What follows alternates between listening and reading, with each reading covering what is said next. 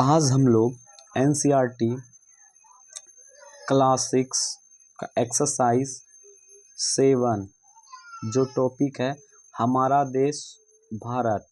ये एक्सरसाइज कौन सा है? 7 टॉपिक है हमारा देश भारत। आज इसको हम लोग लाइन बाय लाइन अच्छे से पढ़ेंगे और समझेंगे। चलिए स्टार्ट करते हैं। भारत एक बहुत बड़े भौगोलिक विस्तार वाला देश है। भारत एक बहुत बड़े भौगोलिक विस्तार वाला देश है। उत्तर में यह हिमालय, उत्तर में क्या हिमालय के ऊंचे शिखर से घिरा हुआ है। उत्तर में हिमालय और पश्चिम में अरब सागर। उत्तर में हिमालय, पश्चिम में अरब सागर और पूर्व में बंगाल की खाड़ी और दक्षिण में हिंद महासागर। भारतीय प्रायद्वीप तटों पर लहराते हैं। बहुत इंपॉर्टेंट लाइन है ये। तो उत्तर में क्या हो गया? हिमालय। उत्तर में क्या हो गया? हिमालय। पश्चिम में क्या हो गया? तो अरब सागर। पूरब में क्या हो गया? तो बंगाल की खाड़ी। और दक्षिण में क्या हो गया? हिंद महासागर। ये भारतीय प्रायद्वीप का तटों पर लहराते हैं। चलिए, ये बहुत इंपॉर्टेंट लाइन था। अब यहां से देखते हैं। भारत का क्षेत्रफल 32.8 लाख वर्ग किलोमीटर है। ये भी वेरी इंपॉर्टेंट लाइन है। ये बहुत इंपॉर्टेंट लाइन है। ये भारत का अगर क्षेत्रफल पूछ दे एनसीईआरटी के थ्रू तो ये 32 पॉइंट मतलब 32.8 लाख वर्ग किलोमीटर है। कितना है? 32.8 किलोमीटर। उत्तर में कश्मीर से लेकर दक्षिण में कन्याकुमारी तक इसका विस्तार लगभग 3200 किलोमीटर है।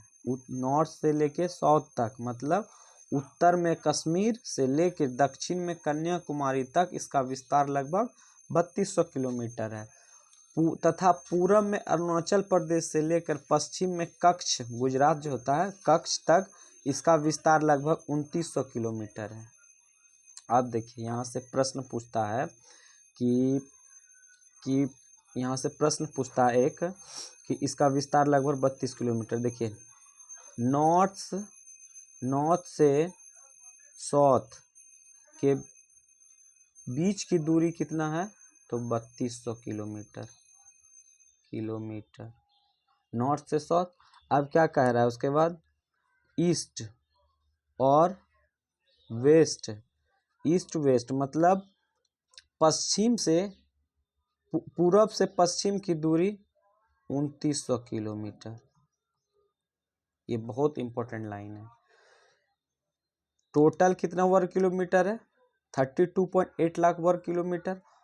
उत्तर से दक्षिण की दूरी पूछ दिया जाए तो 32 किलोमीटर, 3200 किलोमीटर। और पश्चिम से पूरब से पश्चिम ईस्ट वेस्ट 2900 किलोमीटर है, मतलब 2900 किलोमीटर है। ये लाइन बहुत इंपॉर्टेंट है, इसको ध्यान देंगे। ऊंचे ऊंचे पर्वत, भारतीय मरुस्थल, उत्तरी मैदान, आसमान पठारी तथा तटीय भाग एवं द्वीप समूह स्थलों रूपों का विभिन्नता को दर्शाते हैं। ऊंचे ऊंचे पर्वत, भारतीय मरुस्थल, उत्तरी मैदान, आसमान पठार सतह तथा भाग एवं द्वीपीय स्थल रूपों की विभिन्नता को दर्शाते हैं। यहाँ जलवायु, वनस्पति, वन्य जीवों के साथ साथ भाषा एवं संस्कृति में भी बहुत भिन्नता है। इस भिन्नता में भी हम एकता को पाते हैं जो हमारी परंपराओं में दिखती है। यही कारण है कि हम एक राष्ट्र में बंधे हैं। वर्ष 2011 से अब तक भारत आबादी 120 करोड़ से अधिक हो चुकी है। अब तो बहुत हो गया है। यह चीन के बाद विश्व में दूसरा सबसे अधिक जनसंख्या वाला देश है।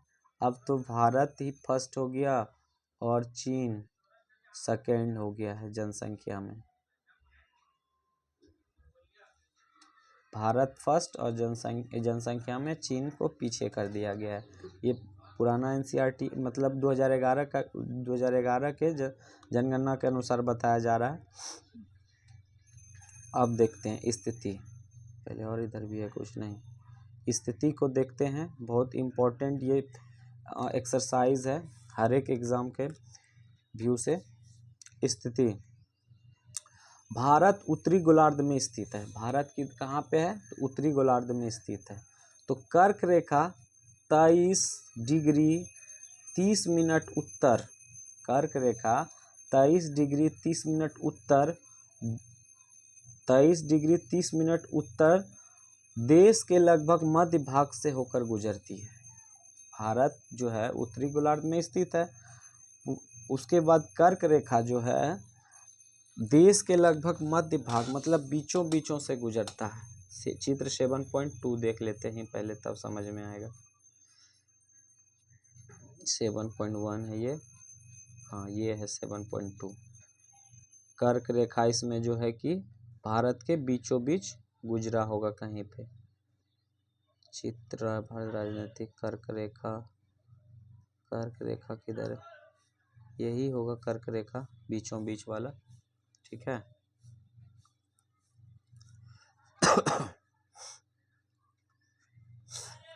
भारत की मध्य से होकर गुजरती है। दक्षिण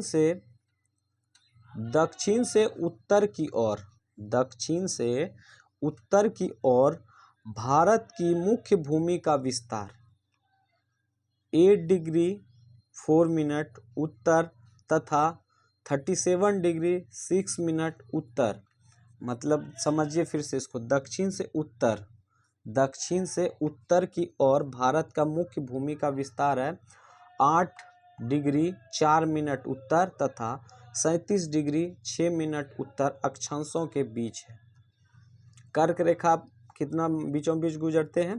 तो 23 डिग्री 30 मिनट उत्तर। अब देखिए ये था भारत के मुख्य भूमि का विस्तार दक्षिण से उत्तर।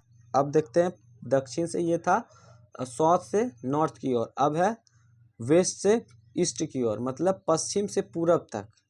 पश्चिम से लेकर पूरब तक भारत का विस्तार 68 डिग्री 7 मिनट पूर्व तथा 97 डिग्री 25 मिनट पूर्व देशांतरों के बीच है। इसको एक बार और देखेंगे।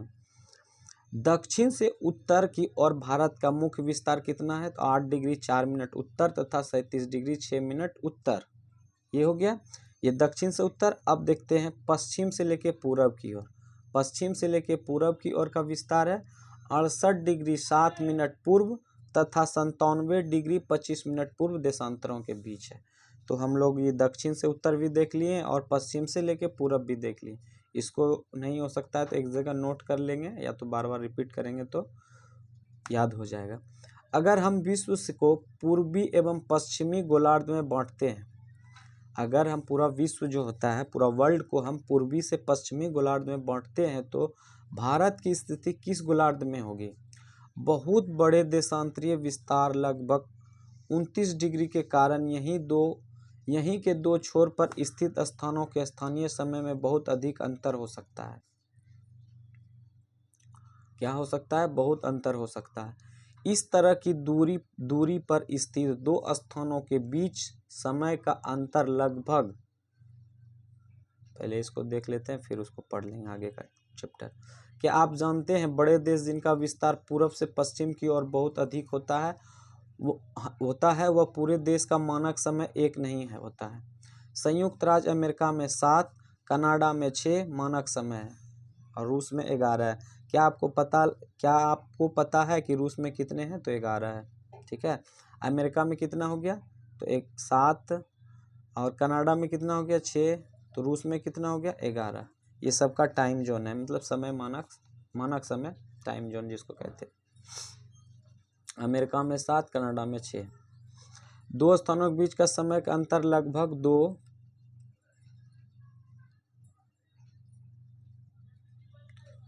2 घंटे का होगा। जैसा कि आपने पहले पढ़ा है कि प्रत्येक 1 डिग्री देशांतर के लिए स्थानीय समय 4 मिनट का अंतर होता है। हम लोग पहले भी पढ़ चुके हैं पहले एक्सरसाइज में।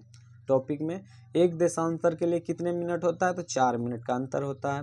पश्चिम में गुजरात की अपेक्षा पूर्व में अरुणाचल प्रदेश, पश्चिम में गुजरात है और पूर्व में अरुणाचल प्रदेश। सूर्य लगभग 2 घंटे पहले होते हैं, क्या होते हैं, 2 घंटा का डिफरेंस होता है। आप पहले पढ़ चुके हैं कि 82 डिग्री 30 मिनट पूर्व देशांतर के स्थानीय समय को भारत का मानक समय क्यों माना गया है। भारत का मानक समय कितना माना गया है, 82.5 डिग्री, 82.5 डिग्री माने ना पूरब, तो इसे क्यों माना गया है। इस यामोत्तर को भारत का मानक यामोत्तर भी कहा जाता है। चलिए अब देखते हैं कि भारत के पड़ोसी देश कौन कौन सा है। भारत के पड़ोसी देश, 7 देशों की स्थलीय सीमा इसकी सीमा से जुड़ी हुई है। चित्र 7 इनमें देशों का नाम का पता लगाएं। ये भारत का स्थलीय 7 देश है, जिसमें थोड़ा सा हम लोग देखेंगे भारत एवं उसके पड़ोसी देश। तो पड़ोसी देश कौन कौन सा है, तो देख लेते हैं। पड़ोसी देश हो गया, एक चीन हो गया, पाकिस्तान हो गया, और नेपाल हो गया, भूटान हो गया, बांग्लादेश हो गया, और है आगे देखते हैं सबको। ये हो गया बंगाल की खाड़ी, नेपाल, उत्तर प्रदेश, पूरा ये मैप है। भारत के राजनीतिक मानचित्र, जून 2014 में, जून एक बहुत इंपॉर्टेंट लाइन है यहाँ पे, जून 2014 में तेलंगाना भारत का 29वां राज्य बना था, 29वां स्टेट बना था। कब बना था, तो 2 जून 2014 को ही तेलंगाना भारत का 29वां राज्य बना था। इसमें टोटल कंट्री का दिया हुआ है, कहाँ पे क्या है भारत की राजनीतिक के बारे में। अब थोड़ा सा आगे हम लोग पढ़ते हैं इसको। इनमें से कौन से देश, इनमें से कौन सा देश जिनकी सीमा समुद्र से नहीं जुड़ती है। दक्षिण में समुद्र में स्थित द्वीपों श्रीलंका तथा मालदीव हमारे पड़ोसी हैं। पाक जल संधि भारत और श्रीलंका को अलग करती है। देखिए इसमें इंपॉर्टेंट है बहुत सारा। इनमें से कौन कौन से देश हैं जिनकी सीमाएं समुद्र से नहीं जुड़ी है, समुद्र से नहीं जुड़ी है। दक्षिण में समुद्र में स्थित 2 द्वीप हैं, दक्षिण में स्थित 2 द्वीप है। कौन सा, श्रीलंका तथा मालदीव हमारे पड़ोसी हैं। 2 हमारे पड़ोसी राज्य में कौन कौन पड़ोसी देश में आ जाएंगे, श्रीलंका और मालदीव। पाक जल संधि भारत और श्रीलंका को अलग करता है। अगर यहाँ एक प्रश्न पूछ दिया जाए कि भारत को श्रीलंका से अलग कौन करता है, तो पाक जल संधि हो जाएगा। ठीक है, चलिए अब इसको देख लेते हैं। राजनीतिक एवं प्रशासनिक विभाजन, भारत एक विशाल देश है। प्रशासनिक क्रियाओं के लिए देश 29 राज्य एवं 7 केंद्र शासित प्रदेश हैं। अब रह गए हैं करंट में 28 राज्य और 8 केंद्र शासित प्रदेश।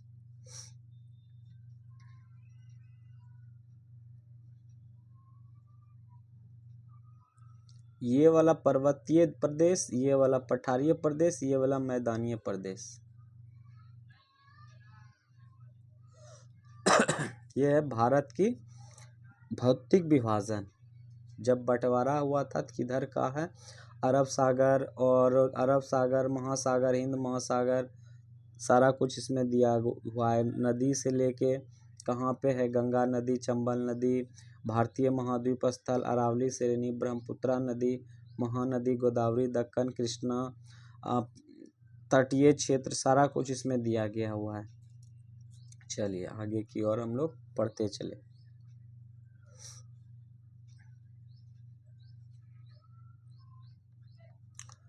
बांटा गया है। 2 जून 2014 को तेलंगाना भारत का 29वां राज्य बना। हाँ ये तो पहले बताया।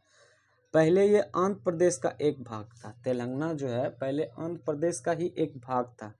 परिशिष्ट 1, दिल्ली भारत की राजधानी है। दिल्ली जो है भारत की राजधानी है। राज्यों का निर्माण मुख्यतः भाषाओं के आधार पर हुआ था। हमारा जो राज्य था वो भाषा के अनुसार उसको बांटा गया था।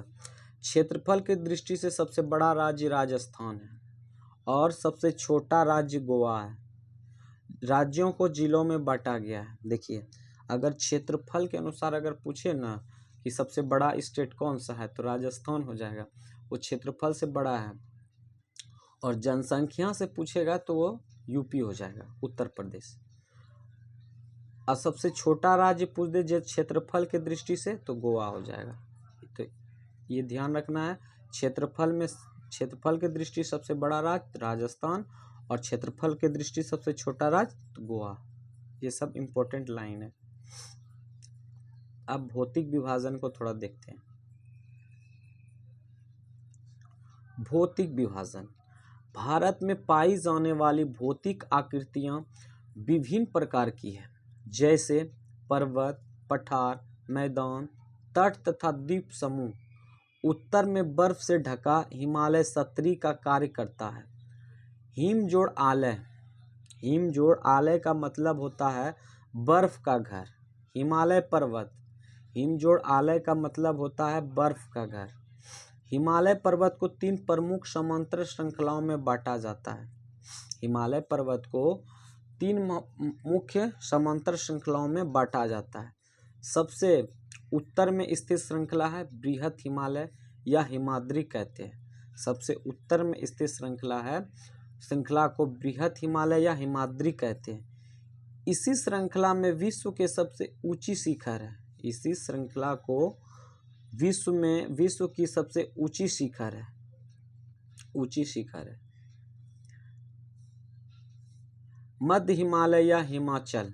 मध्य हिमालय या हिमाचल हिमाद्री के दक्षिण में स्थित है। हिमालय, पहले हम देख लिए हिमालय हिमाद्री कहते हैं। इसी श्रृंखला को विश्व के सबसे ऊंची शिखर मध्य हिमालय या हिमाचल हिमाद्री के दक्षिण में स्थित है। बहुत लोकप्रिय पहाड़ी स्थान यहाँ स्थित है। 5 पहाड़ी स्थानों के नाम का पता लगाएं, ठीक है। शिवालिक सबसे दक्षिण में स्थित है। शिवालिक जो है सबसे दक्षिण स्थित श्रृंखला है। हिमालय के दक्षिण में भारत का उत्तरी मैदान में स्थित है। हिमालय के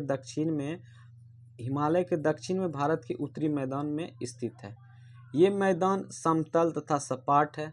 यह मैदान सिंधु, गंगा, ब्रह्मपुत्र तथा इनकी सहायक नदियों द्वारा लाए गए जलोढ़ निक्षेपों से बने हैं। शिवालिक जो है ये हिमालय के दक्षिण भारत के उत्तरी मैदान में स्थित है। यहाँ पे ये मैदान सिंधु, गंगा, ब्रह्मपुत्र तथा इनकी सहायक नदियों द्वारा लाए गए जलोढ़ निक्षेपों से बने हैं। अब नदियों के मैदान कृषि के लिए उपजाऊ भूमि प्रदान करते हैं। नदियों के मैदान कृषि के लिए उपजाऊ भूमि का निर्माण करते हैं। यही कारण है कि इन मैदानों में जनसंख्या अधिक है। भारत के पश्चिमी भाग में भारतीय महामरुस्थल स्थित है। भारत के पश्चिमी भाग में भारतीय महामरुस्थल स्थित है। यह शुष्क, गर्म तथा रेतीली स्थल है। यह गर्म तथा शुष्क रेतीला स्थल है। यहाँ वनस्पति की मात्रा बहुत कम है, क्योंकि गर्मीला जहाँ पे गर्म ज़्यादा है, शुष्क ज़्यादा है, रेतीला है, तो वहाँ वनस्पति का उगना बहुत ही मुश्किल है। उत्तरी मैदान के दक्षिणी में प्रायद्वीप पठार स्थित है। उत्तरी मैदान के दक्षिण में प्रायद्वीपीय पठार स्थित है। इसकी आकृति त्रिभुजाकार है। अगर यहाँ पे एक प्रश्न और बनता है कि कौन सा पठार का आकार त्रिभुजाकार है, तो ये हो जाएगा प्रायद्वीपीय पठार का आकार त्रिभुजाकार है। इसका धरातल काफी ऊंचा नीचा है। इसका धरातल काफी ऊंचा नीचा है। इस क्षेत्र में बहुत सी पहाड़ी श्रृंखलाएं तथा घाटियां स्थित है। इसके उत्तर पश्चिम में अरावली स्थित है, जो विश्व की सबसे पुरानी श्रृंखला है। विश्व की सबसे पुरानी श्रृंखला कौन सा है, तो अरावली श्रृंखला। विंध्य एवं सतपुड़ा भी महत्वपूर्ण श्रृंखला है। विंध्याचल या विंध्य एक सतपुड़ा एवं सतपुड़ा बहुत ही महत्वपूर्ण श्रृंखला है। इन श्रृंखलाओं से होकर नर्मदा तथा ताप्ती नदी बहती है। विंध्य से नर्मदा, विंध्य एवं सतपुड़ा से होकर नर्मदा तथा ताप्ती नदी बहती है। कौन सा? तो नर्मदा और ताप्ती। यह पश्चिम की तरफ बहने वाली नदियां हैं। यहाँ पे एक और प्रश्न बनता है कि पश्चिम की ओर बहने वाली नदियां कौन कौन सी है? तो नर्मदा और ताप्ती, जो अरब सागर में गिरती है। इस पठार के पश्चिम में पश्चिमी घाट या सह्याद्री या पूर्व में पूर्वी घाट स्थित है। पश्चिमी घाट का विस्तार एक समान रूप में होता है। पश्चिमी घाट का विकास एक समान रूप में होता है, जबकि पूर्वी घाट बीच बीच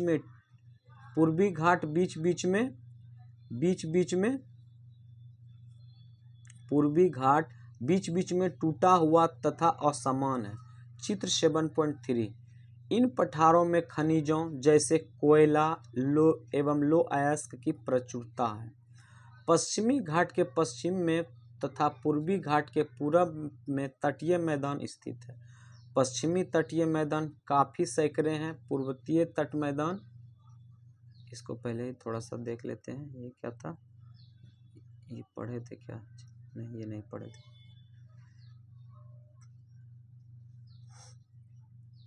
जलोढ़ निक्षेप, ये नदियों के द्वारा लाई गई बहुत महीन मिट्टी होती है तथा नदी बेसिन में निक्षेपित कर दी जाती है। जलोढ़ निक्षेप किसे कहते हैं? जलोढ़ निक्षेप किसे कहते हैं? ये नदियों द्वारा लाई गई बहुत महीन मिट्टी होती है तथा नदी बेसिन में निक्षेपित कर दी जाती है। सहायक नदी किसको कहते हैं? वो थोड़ा देख लेते हैं, इंपॉर्टेंट लाइन है ये भी। एक नदी या सरिता जो कि मुख्य नदी में किसी भी तरफ से आकर मिल जाती है या मिलती है तथा अपने जल का मुख्य नदी में विसर्जित करती है, तो उसे सहायक नदी कहते हैं। क्या आप जानते हैं गंगा एवं ब्रह्मपुत्र नदियाँ विश्व के सबसे बड़े डेल्टा का निर्माण करते हैं। कौन कौन विश्व के सबसे बड़ा डेल्टा का निर्माण करते हैं? तो गंगा एवं ब्रह्मपुत्र, जिसे सुंदरबन डेल्टा कहा जाता है। इस डेल्टा की आकृति त्रिभुजाकार है। सुंदरबन डेल्टा की आकृति त्रिभुजाकार है। डेल्टा स्थल का वह भाग है जो नदी के मुहाने पर बनता है। डेल्टा जो है स्थल का वह भाग है जो नदी के मुहाने पर बनता है। जहाँ नदियाँ समुद्र में प्रवेश करती है उस जगह को नदी का मुहाना कहा जाता है। जहाँ डेल्टा बनता है उस जगह की नदी को क्या कहते हैं? मुहाना कहते हैं। चलिए आओ कुछ करके सीखे। बहुत सी लड़कियों का नाम नदियों के नाम पर होता है। बहुत सी लड़की का नाम जो होता है नदियों के नाम पे है, जैसे यमुना, मंदाकिनी तथा कावेरी। क्या आप अपने आसपास के किसी लड़की को जानते हैं जिसका नाम किसी नाम पर रखा गया? अपने माता पिता दूसरों की सहायता से इस प्रकार के नामों की एक सूची तैयार करें। क्या आप जल से संबंधित दूसरे नाम को भी ढूंढ सकते हैं, जैसे शबनम?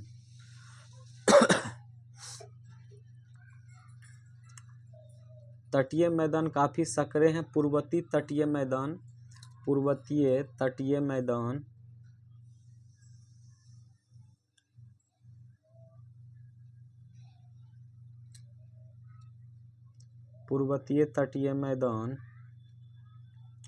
अपेक्षाकृत चौड़े हैं। वहाँ पूरब की ओर बहने वाली कई नदियाँ हैं, जैसे में महानदी, गोदावरी, कृष्णा तथा कावेरी। ये बंगाल की खाड़ी में गिरती हैं। ये नदी पूरब की ओर जो बहते हैं वो महानदी, गोदावरी, कृष्णा और तथा कावेरी, ये कहाँ गिरते हैं? तो बंगाल की खाड़ी में गिरते हैं। ये नदियाँ अपने मुहाने पे उपजाऊ डेल्टा का निर्माण करती है। बंगाल की खाड़ी में गंगा ब्रह्मपुत्र नदियों के मुहाने पर सुंदरबन डेल्टा स्थित है। क्या आप जानते हैं परवाल क्या होता है? छोटे समुद्री जंतुओं के कंकाल, जिसे पॉलिप कहा जाता है। परवाल छोटे जंतुओं के कंकाल, जिसे पॉलिप कहा जाता है। क्या कहा जाता है? पॉलिप। जब जीवित पॉलिप मरते हैं तब उनका कंकाल बच जाता है। अन्य पॉलिप की वृद्धि न वृद्धि इन ठोस कंकालों के ऊपर होता है जो बढ़ते बढ़ते काफी ऊंचे हो जाते हैं तथा इस प्रकार प्रवाल द्वीपों का निर्माण करते हैं। चित्र 7.4 द्वीपों को दिखाता है। 7.4 यही है प्रवाल द्वीप। क्या होता है, छोटे छोटे जब समुद्रों में जानवर मरते हैं, कंकाल जब बचता है तो वही फिर ये प्रवाल द्वीप का निर्माण होता है।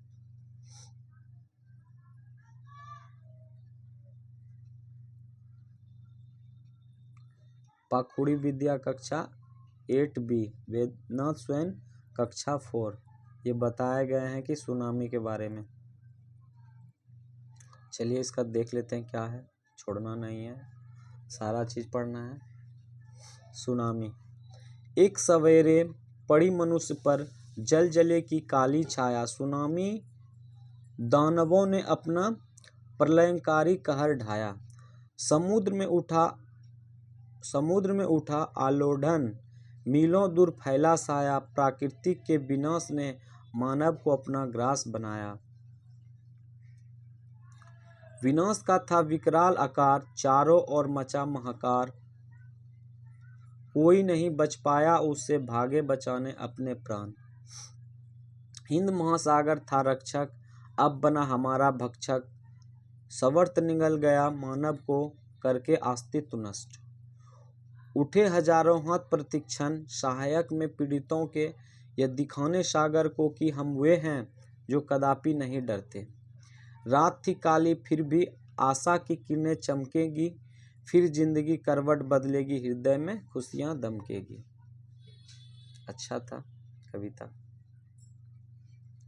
ये है सुनामी, ये है सुनामी। ये फिगर बनाया गया है कि कैसे आता है, ठीक है। इसको थोड़ा सा छोटा करके हम लोग देखते हैं कैसे गोल गोल घूम के आता है, पूरा दबाव बनाता है, हर चीज को उड़ा लिए जाता है। चलिए, भारत में 2 द्वीप समूह भी है। भारत में 2 द्वीप समूह भी हैं। लक्षद्वीप द्वीप समूह और अरब सागर में स्थित है। भारत में 2 द्वीप समूह है। एक लक्षद्वीप द्वीप समूह अरब में स्थित है, ये केरल के तट में कुछ दूर स्थित प्रवाल द्वीप पे है। और एक अंडमान निकोबार द्वीप समूह, तो एक लक्षद्वीप द्वीप समूह और अंडमान एक निकोबार द्वीप समूह है, 2 है। अब देखते हैं कि लक्षद्वीप कैसे है, कहाँ पे है। अरब सागर में स्थित यह केरल के तट पे कुछ दूर स्थित प्रवाल द्वीप पे है। अंडमान एवं निकोबार द्वीप समूह भारत के दक्षिण पूर्व दिशा में बंगाल की खाड़ी में स्थित है। लक्षद्वीप केरल में के तट पे स्थित है और अंडमान एवं निकोबार द्वीप समूह ये बंगाल की खाड़ी में स्थित है। क्या आप जानते हैं कि कौन सी द्वीप समूह वर्ष 2004 में सुनामी से प्रभावित हुआ था?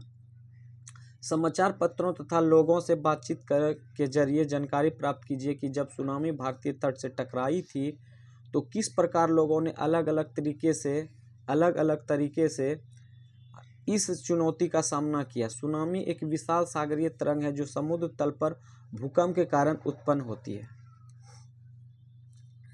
चलिए, ये अभ्यास प्रश्न है, थोड़ा सा ये हम लोग टिक वाला क्वेश्चन को देख लेते हैं। 2 नंबर को सही उत्तर चिन्हित कीजिए। फर्स्ट नंबर, हिमालय की सबसे दक्षिण भाग को क्या कहा जाता है? हिमालय के दक्षिण भाग को क्या कहा जाता है? तो ऑप्शन नंबर क हो जाएगा, शिवालिक कहते हैं। 2 नंबर, सह्याद्री को अन्य किस नाम से जाना जाता है? सह्याद्री को और किस नाम से जाना जाता है? तो ऑप्शन नंबर क हो जाएगा, पश्चिमी घाट। 3 नंबर,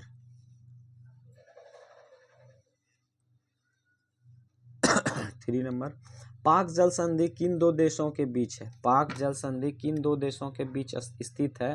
तो 3 का हो जाएगा ख नंबर, भारत और श्रीलंका को दोनों को अलग करता है। 3, 4 नंबर। 4th नंबर, अरब सागर में स्थित भारतीय द्वीप समूह कौन से हैं? 4th का हो जाएगा ख नंबर, लक्षद्वीप द्वीप समूह। अरब सागर में स्थित भारतीय द्वीप समूह कौन है? तो लक्षद्वीप द्वीप समूह। 5 नंबर, भारत की सबसे पुरानी पर्वत श्रृंखला कौन सी है? 5 का हो जाएगा क नंबर, अरावली। चलिए 3 नंबर प्रश्न को देखते हैं, खाली स्थानों को भरें। पहला है भारत का क्षेत्रफल लगभग कितना है, हम उस समय अंडरलाइन किए थे 3.28 लाख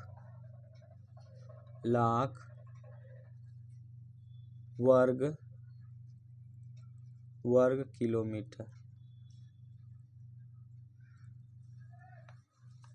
भारत का क्षेत्रफल लगभग कितना है, तो 3.28 मतलब 3.28 लाख वर्ग किलोमीटर है। सेकंड नंबर, महान हिमालय को डैश के नाम से भी जाना जाता है। महान हिमालय को और किस नाम से जाना जाता है, तो हिमाद्री के नाम से जाना जाता है, हिमाद्री के नाम से जाना जाता है। 3 नंबर, क्षेत्रफल की दृष्टि से डैश भारत का सबसे बड़ा राज्य है। क्षेत्रफल की दृष्टि से सबसे बड़ा राज्य राजस्थान और छोटा राज्य गोवा। राजस्थान।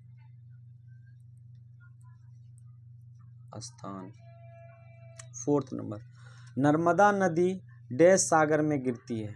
नर्मदा नदी जो है डैश सागर में गिरती है।